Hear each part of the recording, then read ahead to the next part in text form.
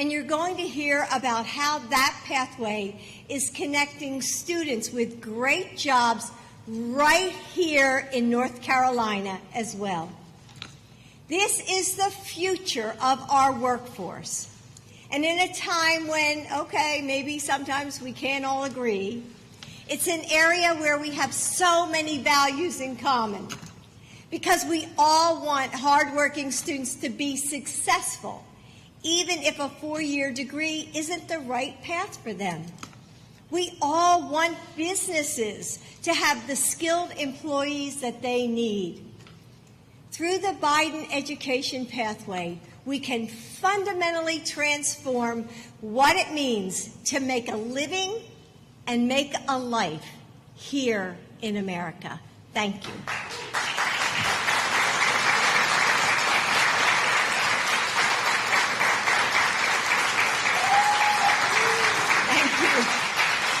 And now it is my pleasure to introduce an incredible student and a pre-apprentice here at Nash. And her name is America. America?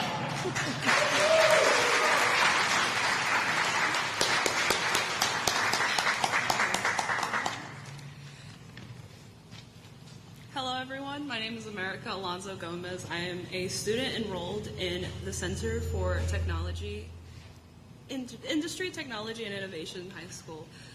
And I'm currently in the Step for Growth Clean Vehicles program here at Nash Community College.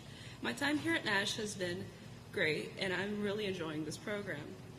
Here at Nash, we just completed our OSHA 10 Lean Six Sigma Yellow Belt certification. I am beyond excited for this program, and I entered this program to help bring fields that are so important to this country and to my community to light. Energy and manufacturing are changing our very future by generating renewable resources, by creating resources that are replacements for resources that are currently depleting. At risk of depleting.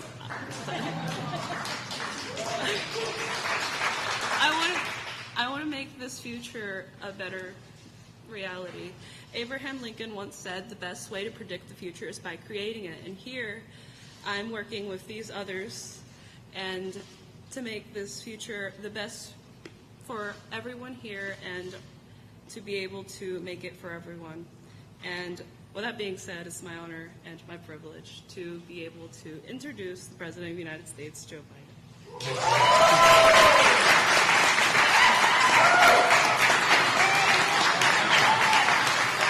Hello.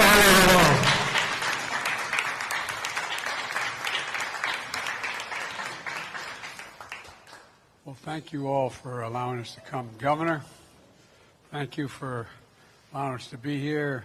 I think we have everyone in the city council here and the county council and Congress. Anyway, North Carolina is a great state. And America, thank you for that introduction. I told America the hardest thing to do, at least for me, when I was her age, was to introduce someone. I think it's, no, I really mean it. Anyway, I won't go into all that. But anyway, folks, I'm Jill Biden's husband. And we brought some friends with us today. Governor Roy Cooper, a terrific partner in creating economic opportunity for the people of North Carolina. Congressman Don Davis. Used to work in tobacco fields, became an officer in the United States Air Force, a minister, a professor with a doctorate, member of the House of Representatives. I don't know what the hell to call him. Doctor, minister, reverend, but he's got it all. He's got it all. And he's got 3 sons with him. We're going to take care of him, all these boys sitting next to him. And Mayor Robertson, thank you for the passport into the city. Appreciate it very much. And I want to thank everyone in Rocky Mountain City Council, Nash County, Edgecombe County, and they're here today because we believe in you, all the students here. We're proud of you, and that's not hyperbole. Great things are ahead of you, and there are a lot of training you're going to be getting. But you know, Jill, my wife, has taught in community college now for some years, and she has her doctorate as a professor there. And she has an expression. She says that you know, community colleges are the best kept secret in America. And then she goes on to say, and she's right, that any country that out-educates us will out-compete us. Any country that out-educates us will out-compete us. And we're in an incredible competition worldwide, economically, politically, and militarily. And, you know, this best-kept secret is not being kept secret much anymore. Just in this community, in the community colleges, in North Carolina, since 2021, private investors have invested $16 billion in community college. Private investors, $16 billion. That doesn't count the billions of dollars we're investing from the federal government and the programs we've had. The point is, these investments were made in good-paying jobs all across North Carolina, not just here. Let's remember where we were just a few years ago. And when I took office, the economy was reeling. We were in tough shape. Unemployment was extremely high. And across the country, the pandemic had hit us very hard. Millions were out of work, and I'm not hyperbole. Millions were out of work. But the problems we were facing started a lot earlier than that. For decades before the last administration, Democrat and Republican, the middle class and working class folks, families I come from, were being hollowed out. Too many good-paying manufacturing jobs were moved overseas. Why? Because they're cheaper labor. So we started, instead of sending product overseas, we sent people, our jobs overseas. And they'd send product back to us. And factories closing down all over America. I look at a few guys in the audience who go back a little bit may remember what it does when a community has a factory that's working where you had 1,000, 700, or 2,000 people working, and all of a sudden it closes down. The community loses its heart. It just is devastated. What to do? How many people in North Carolina, my home state of Delaware, and around the country, have had to walk up to mom and dad and say, "Mom, I got a good high school education, but I got to leave. There's no jobs. There's nothing here." Well, guess what? It's coming back. It's coming back big time. No, it really is. And so, one of the things that we're talking about here is, what do we do to make us once again the most competitive nation in the world? And we're here today because, as Jill said, we believe in y'all, and that's not hyperbole. We believe in y'all. You know, we're in a position where things ahead of you are, thanks to the training you're going to get and investments we've made, going to be good paying jobs all across, not just here in the East, but all across North Carolina, the entire state. Let's remember who we are. You know, as I said just a few years ago, we were really in trouble. But the problems we're facing today started, as I said, a lot earlier than that. You know, the bottom line of this, I ran for president for a basic reason. I hadn't planned on running again for president. I had run when I was vice president, and then Barack and I spent 8 years together, and then the new administration came in, and in the meantime, things changed in our life and our family. I lost my son. We lost our son in Iraq. Anyway, I hadn't planned on running. But one of the things that did make what I really decided was we stopped paying attention to the neighborhoods I came from. You know, I come from a neighborhood like maybe a lot of you in Scranton, Pennsylvania, which closed down because of the mines closed down. And then we moved to a place called Claymont, Delaware, where they had 4,500 steel workers working in the factories. That's shut down completely. All across the country, we're seeing things change. And I came because I thought we could fundamentally change the direction we were going in, to make sure the economy works for everybody, to feel a sense of pride in what we do. You've heard me say it before, but where in the heck is it written? Excuse me. Where is it written that America can't lead the world again in manufacturing? Where is that written? I was determined to make sure it got unwritten. Because, folks, look, here we are. And just in a few weeks after I became president, we wrote the American Rescue Plan, the most aggressive economic recovery package since Franklin Delano Roosevelt. It delivered immediate relief to folks most in need to get our economy back on track. Next, I enacted what we were told we couldn't do, I was told by the press and everyone else that we couldn't do a bipartisan bill. Well, we've invested more money in roads, bridges, internet, and clean water, et cetera. The largest investment in infrastructure since Dwight Eisenhower's interstate highway system. And now we have the best economy in the world. We need the best infrastructure in the world. How can you be the best economy without the best bridges, roads, ports, et cetera? So to date, we've invested nearly $5 billion in 158 infrastructure projects just in North Carolina. $5 billion just in North Carolina.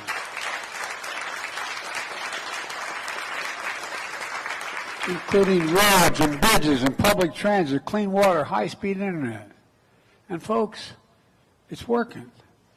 After I had this idea, some of the other team didn't like, but they came along, at least a minority of them did, a thing called the Chips and Science Act. We used to invest 2% of our gross domestic product in research and development. We got down to 0.7%. China leading the world, not us. So we put together a whole program that related to investing in science to bring key parts of our supply chain back to the United States, like semiconductors. You know, there's 300 semiconductors that go in an automobile. Well, guess what? When we had a problem with the pandemic in Asia, those places shut down. We had to stop making cars, and the price of cars, used cars, went up skyrocketed, and the biggest reason for inflation. Now, chip companies are investing billions of dollars, over $30 billion, including over in Chatham County, where Wolfspeed invested $5 billion in a semiconductor manufacturing plant. It's going to create 1,800 new jobs that pay an average salary of $77,000 a year. These jobs, and the jobs they need at the plant, setting up electric vehicle system, operating machinery, running the facility, are exactly the kind of jobs you're being trained for here at this community college. Then we passed, which didn't get much help from the other team, the Inflation Reduction Act, most significant climate legislation ever in the history of not just America, but the whole world.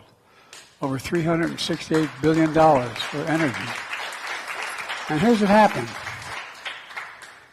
Companies are seizing the opportunity. For example, Toyota is investing $6 billion in a new plant over in Liberty, building lithium batteries for electric and hybrid vehicles, creating 2,100 new jobs, good-paying jobs. All told,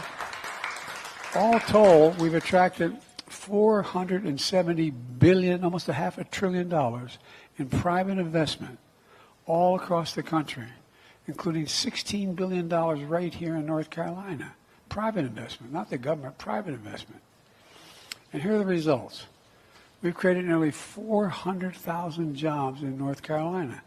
Remember, Gov, when we first started together, we're losing jobs. We're hemorrhaging jobs here. Created 400,000 jobs in North Carolina. And by the way, we've now in 2.5 years created 13.4 million new jobs. More jobs in 2 years than any president has created in 4 years. Nearly 800,000 manufacturing jobs. Brand new, 800,000. Manufacturing's back. Want to make sure these jobs that give workers free and fair choice, by the way, to join a union if they wish to do that. And want to make sure the skilled workers are ready to fit these jobs. Look, you can't have advanced manufacturing without a highly trained workforce. They don't go together. That's where you all come in. Here at this college, you're learning every aspect of advanced manufacturing, machining to robotics, so you can do everything from cell phones to rocket ships, literally, not figuratively. Electric systems, so you can build everything from electric vehicle parts to the assembly lines that are carried on. Automated packaging to ship goods quickly and safely all around the world. 95% of the students who study advanced manufacturing at this college get jobs right after graduation. And you know,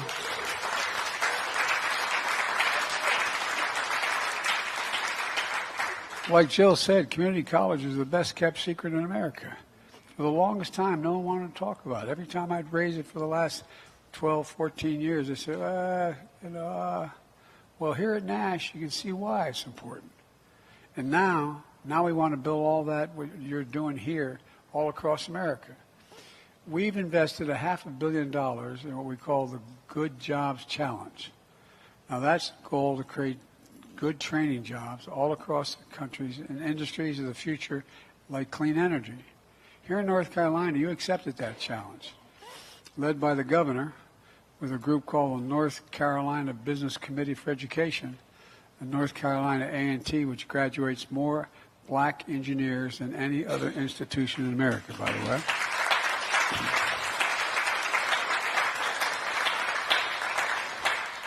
We provided billions of dollars for HBCUs as well, which is another story.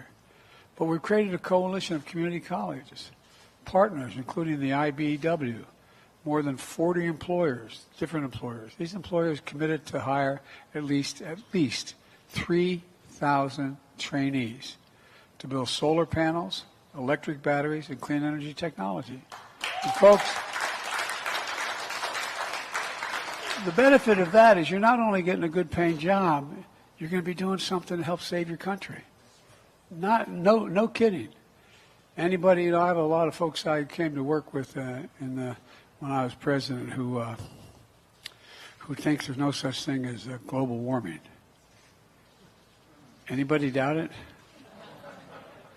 I have literally, as President of the United States, flown over more territory where forests have been burned to the ground, from New Mexico all the way up to Washington State, Montana, that equals the size of the entire state of Maryland. That's how much has been burned to the ground. And we're building more partnerships, like in places like Phoenix, Arizona, Pittsburgh, Pennsylvania. We're investing in America workforce hubs all across America. Look, Jill launched one just a few weeks ago. Folks, I guess what I'm trying to say is, I think that it's important when you have a job that not only your work conditions and your salary and your benefits reflect how you're treated with dignity, but where you really feel like you're doing something that matters. What you're doing is going to matter to people. It's going to matter to your country. If we don't deal with global warming, it's the only existential threat that exists for humanity. All of the data shows if we don't stay between 1.5 degrees Celsius by the year 20, anyway, we're going to be in trouble. Here's the bottom line. A manufacturing and innovation boom is happening all across America, not just in North Carolina. But the support of people like Roy Cooper and Don Davis, with the leadership of community colleges like yours. Back in 1964, President Johnson, Lyndon Baines Johnson, came to Rocky Mountain and spoke. And here's what he said. He said, the time has come for us to see that every American gets a decent break and a fair chance to make good. That's exactly what we're working to achieve. That's what this is about. I'm so sick and tired in my whole career of what they used to call trickle-down economics. If the folks at the top do well, everybody does well. My dad was a hard-working guy, busted his neck. We weren't poor. We lived a middle-class life. 4 kids in a 3-bedroom home with a grandpa living with us. But the point was, it was in a decent, fair neighborhood, and we were just like everybody else. But I never saw any of that economic benefit trickle down to my dad's kitchen table. So I decided, not a joke, and you're going to make me a profit, and that is that we're going to build this economy from the middle out and the bottom up. When that happens, everybody does well. The wealthy still do very well. I'm a capitalist. You can go out and make $1 billion. Have at it, man. Just pay your fair share of taxes. So, look, we've made a lot of progress. Now we've got to keep it going. We just have to remember who we are. For God's sake, we're the United States of America. This is not hyperbole. There's never been a thing we've set our mind to as a country. Never been a single major initiative we set our mind as a country, and we worked together. We haven't accomplished it. Let's not remember who we are. We're the United States of America. So look, let's get together and move this. And I promise you, you're not going to remember who the hell said this to you, but 15 years from now, when this state is even better shape than it is now and continuing to grow, and we're the epicenter of economic growth in the world, you're going to say, I think I heard somebody say that. But it's because of you when it happens. It really is. There's nothing beyond our capacity. There's nothing beyond your capacity. You just have to believe and be given half a chance. I'm so damn proud to be with you all, so thank you very much. And Gov, thank you for what you put together in the state. I think you're the best governor in the country, but thank you.